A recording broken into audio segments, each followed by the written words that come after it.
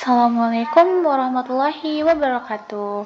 Halo guys, kembali lagi bersama aku Rika Novitri Dwi Jayati. Nah, di sini aku bakal ngejelasin materi mengenai software. Nah, next ya. Yang pertama itu apa sih software itu? Nah, software itu dapat didefinisikan sebagai instruksi terprogram yang disimpan di dalam memori komputer digital dan berbentuk sebagai program yang cara penggunaannya yaitu dengan dieksekusi oleh prosesor. Nah, software ini itu merupakan perkembangan terbaru dalam sejarah manusia dan menjadi kebutuhan yang mendasar pada era informasi. Nah, jadi software itu merupakan perkembangan terbaru dalam sejarah manusia, di mana dia itu menjadi kebutuhan yang mendasar pada era informasi. Nah, selanjutnya apa sih fungsi software itu? Nah, fungsi software itu ada 4.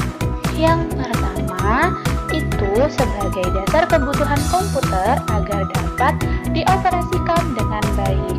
Nah, yang kedua, fungsinya itu untuk mengatur hardware atau perangkat keras yang ada pada komputer. Nah, dengan begitu itu, komputer yang digunakan dapat bekerja dengan baik dan menyesuaikan pada pekerjaan apa yang dibutuhkan. Selanjutnya, yang ketiga itu, software itu berfungsi sebagai penghubung antara beberapa software yang lainnya dengan media, yaitu hardware.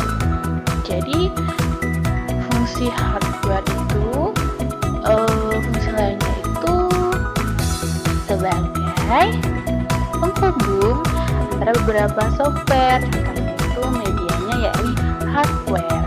Terus yang keempat itu, software berfungsi sebagai penerjemah perintah pada software yang lain yang masih ada di dalam bahasa mesin. Nah, dengan begitu, hardware pada komputer pun dapat mengerti serta menerimanya dengan baik. Nah, selain itu, perangkat lunak komputer ini juga bisa pakai untuk mengidentifikasi sebuah program yang ada di dalamnya. Nah, itu tadi fungsi-fungsi dari software. Nah, selanjutnya itu ada jenis-jenis software. Nah, jenis software itu yang pertama ada sistem operasi atau operasi system. Nah, yang kedua itu ada program aplikasi dan yang ketiga itu ada bahasa pemrograman atau programming language. Nah, yang pertama itu ada sistem operasi atau operation system. Sistem operasi ini itu merupakan program dasar yang mengendalikan seluruh kerja komputer, menghubungkan pengguna dengan hardware, menjalankan aplikasi, mengatur memori, file, dan perangkat. Fungsi sistem operasi ini itu apa sih? Nah, fungsinya itu yang pertama menjalankan dan mengatur kerja hardware. Nah, yang kedua itu mengatur penyimpanan data dan file, dan yang ketiga itu menjalankan program atau aplikasi. Nah, yang keempat ini menyediakan tampilan dan layanan untuk pengguna. Nah, jadi ini adalah pengertian dari sistem operasi dan ini adalah fungsinya. Nah, untuk contoh dari sistem operasi itu, ini dia yang pertama ada Microsoft, ada Linux, ada Mac, ada Android, ada BlackBerry, ada Pada, ada iOS, dan ini ada banyak ya contohnya. Terus yang selanjutnya itu ada program aplikasi. Nah, apa sih program aplikasi itu? Nah, program aplikasi itu adalah program siap pakai untuk membantu pengguna menyelesaikan tugas tertentu. Nah, fungsinya apa sih? Fungsinya itu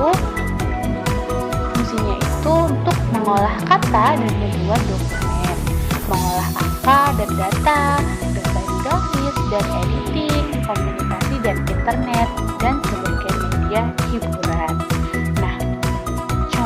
program aplikasi itu ada apa sih? Nah, ini dia contoh program aplikasi. Ada Windows, ada Excel, ada PowerPoint, dan ini banyak ya contoh dari program aplikasi. Nah, yang selanjutnya itu ada bahasa pemrograman. Nah, apa sih bahasa pemrograman itu? Nah, bahasa pemrograman itu adalah bahasa khusus untuk membuat software, aplikasi, atau sistem baru, di mana programmer ini tuh menulis kode agar komputer mengerti perintah atau fungsi bahasa pemrograman, yaitu membuat website, aplikasi, dan game. Terus membuat sistem baru, mengontrol robot atau IoT, atau mengembangkan teknologi. Nah, ada nggak sih contoh bahasa pemrograman ini? Ada dong tentunya. Nah, ini itu contoh bahasa pemrograman. Yang pertama itu ada Python, ada Java, ada JavaScript, ada PHP, ada C, ada C++, dan lain sebagainya. Ini ada banyak ya guys contoh bahasa pemrograman. Nah, itu tadi pengertian dari software dan fungsinya, terus ada contoh-contohnya. Oke guys, sekian dari aku. Wassalamualaikum warahmatullahi wabarakatuh.